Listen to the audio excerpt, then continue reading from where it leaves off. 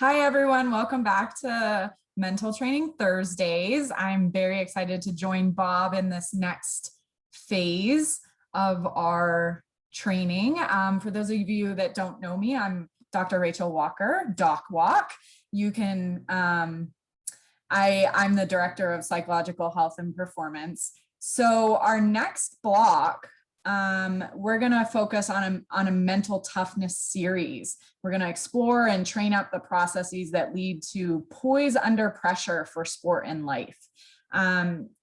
This week's topic, however, centers on reclaiming our resilience and power during times of tragedy and crisis by finding refuge in the face of recent events. So we just had a tragic shooting in Boulder. And so we wanted to focus today's mental training on some strategies that could be helpful. Before we do that, we have a question from a student athlete. So I haven't felt like myself since the shooting last Monday, and it feels like no one is talking about it. I feel really alone, and there's still so much I have to do during this time of the semester. What can I do to get through this and feel more like me again? That's a great question. So first of all, I think it's important to recognize that you're not alone. I know sometimes it can feel like you are alone, especially when facing crisis and traumatic events. Some normal thoughts and feelings that you might be experiencing are difficulty kind of putting words to what's happened or understanding what's happened, some confusion, and maybe even feelings of helplessness around the trauma, and the loss of motivation that you're alluding to with everything that might be going on with the end of the semester coming up, still for some of you being in sport, and then for our staff, loss of motivation and really thinking about, these traumatic events can put life into perspective. And so the daily tasks can feel more challenging. Other feelings that you might experience are anger, frustration, sadness, grief. We're going to talk a little bit about grief today, loneliness, an increase in worry. Those are just some feelings. Everybody experiences trauma differently, different thoughts, different feelings, different reactions. Some things that can help you to get through that are keeping to routines as much as possible, but also honoring how you're feeling. So if the routine isn't working that day, that's okay. And giving yourself permission to slow down. Also talking to people. So it might feel like you're alone because sometimes it's a lot easier for us to go inward and not want to talk about how you're feeling. I think especially as athletes, we have a tendency to do that. And so having the courage to be vulnerable and talk to other people, talk to us at PHP, talk to teammates, talk to friends, talk to colleagues about how you're feeling, give yourself permission to feel how you're feeling and share those feelings with others. That can be very healing. So I do want to put a plug in we will be offering another supportive space for our student athletes this coming Tuesday at April 6th at 7 p.m. So please join us if you would like to have a space to talk and healing space in that way. So for today's topic, I do want to review our concept of refuge and really highlight two of the points within that concept that we sent out in our Mental Lift Monday. So refuge is an acronym. It stands for Recognize Common Responses to Stress and Trauma, which we were just doing. End or pause what you don't need. Focus on basic needs and what you do need. So filling your cup in that way. Use available resources when ready. So we're a resource, reach out to us if you feel ready. Ground yourself to cope with difficult reactions, and environments that heal and actions that empower. So those are the two things that I want to spend a minute or so on. Grounding yourself to cope with difficult reactions. So if you can create some space and engage in calming sensory activities to take a break from chronic stress or the traumatic events and feelings and thoughts that you might be experiencing. Today, Bob's going to run you through a grounding exercise to ground us in the present moment. So that could be something that you could use in your toolbox moving forward. And then the other piece is environments that heal and actions that empower. As I mentioned, we will be holding a healing space for student athletes this coming Tuesday. So please, join us if you would like to have that space, and then reach out to PHP to schedule a meeting if you do feel like you are struggling. And beyond that, creating your own spaces with teammates, with people that you trust, with colleagues, with friends. And that is the refuge concept. Thanks so much, Rachel, for I think normalizing how unique everyone's responses would be during this time. I think we've talked a lot with student athletes, even staff ourselves, around potentially traumatizing events like this hit us in waves and in ways that are just as unique as a fingerprint. So one of the pieces that I've been talking with student athletes using for myself, I think an action we can take to empower, to reclaim some power right now, is grounding, is finding some sense of safety within our nervous system. And so one of the images that I've used is this window of tolerance. So if you could even use, your computer screen for this, if that's your window, I think the window represents how you're able to meet life, how present you can be with life and the ebb and flow of emotions and challenges. And during this time, people's windows are going to get shrunk. I mean, that's normal. So something that may not have been as challenging for you 2 weeks ago will lift you up out of that window of kind of being able to be quote unquote you, which I heard from this student athlete. I feel like I'm not me anymore.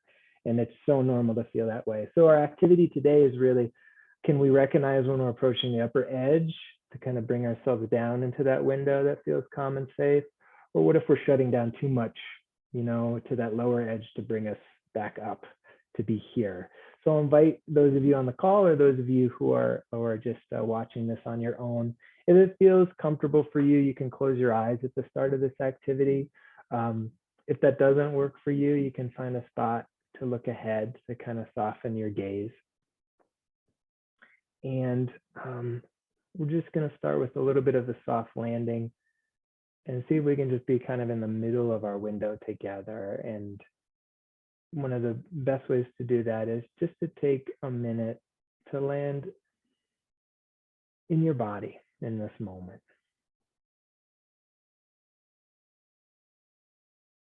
Sometimes we try to think our way out of situations, but if we're too high, too aroused, too stressed, we really want to come back to kind of the natural healing of the body. So taking in your body as a whole right now. What areas feel fatigued or energized? Are there any points of tension? Or maybe some areas that are more easeful, relaxed?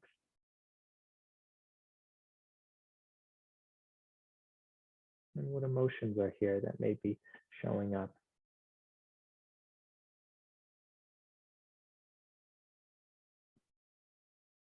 Just acknowledging that you're here, you're in your life, you're in your body in this moment.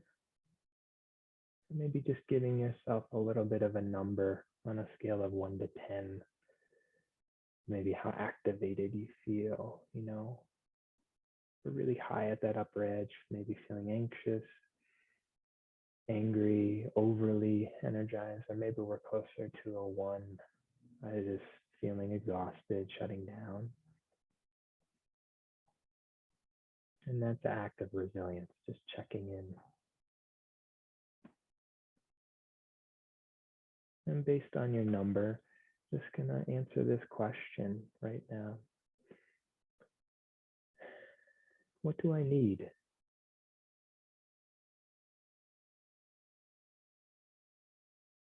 What do I really need right now?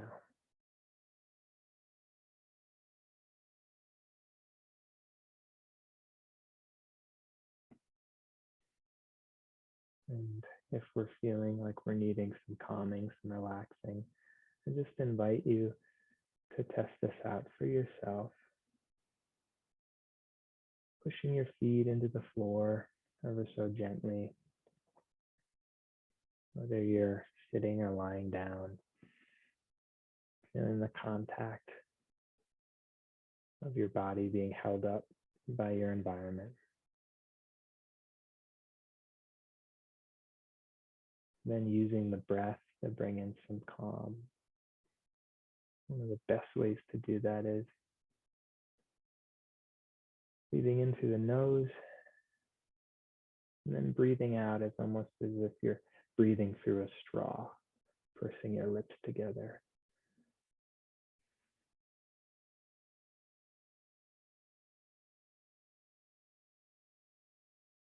Letting the inhale bring energy in, and the exhale, pursing those lips, letting go, relaxing.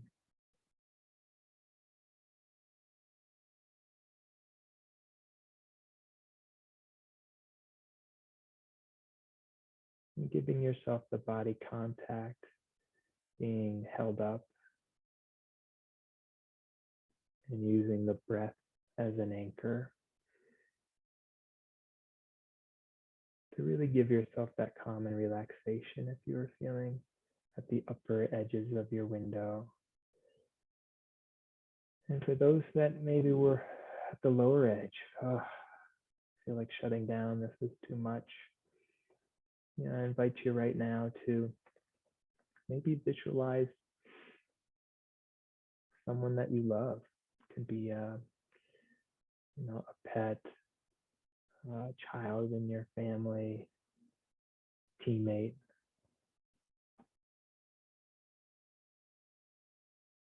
Not only noticing the love and warmth you have for them, maybe even visualizing a moment where they were just totally joyful, kind of losing it. Could be a moment of laughter, a moment of play.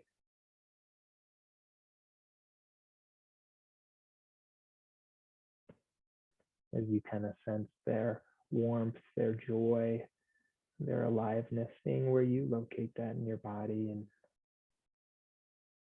even gently stretching or moving with that energy or aliveness.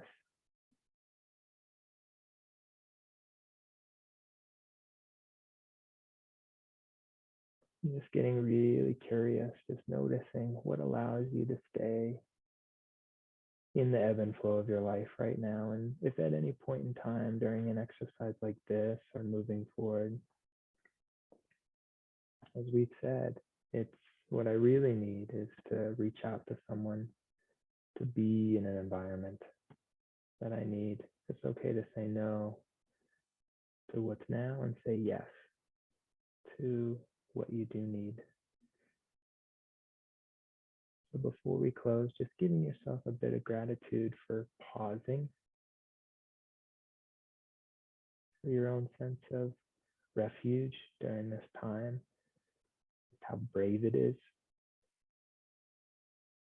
to stand in our lives right now and move towards what we do need so we can show up for others. And if your eyes have been closed, you can open them at your own pace. We can jump back into our training Thursday.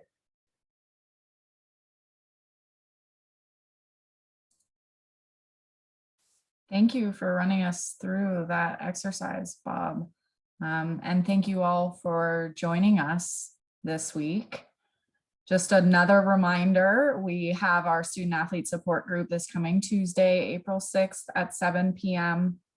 And join us again next week, where we'll start our mental toughness series, where we'll focus on mental training topics to support your ability to be poised under pressure in sport and life. If you have any questions about this week's topic or on the exercise that Bob ran us through, please email Bob at robert.deal, D-I-E-H-L, at colorado.edu. Each week we'll spend a couple minutes just going over a couple of questions or a question before we jump into the Training Thursday topic for that week. So with that, we'll close out with a quote. Mental health, it's worth a day off. And that's according to our Boulder Buffs peer support group and us at PHP. So thank you again for joining us. We'll see you next week.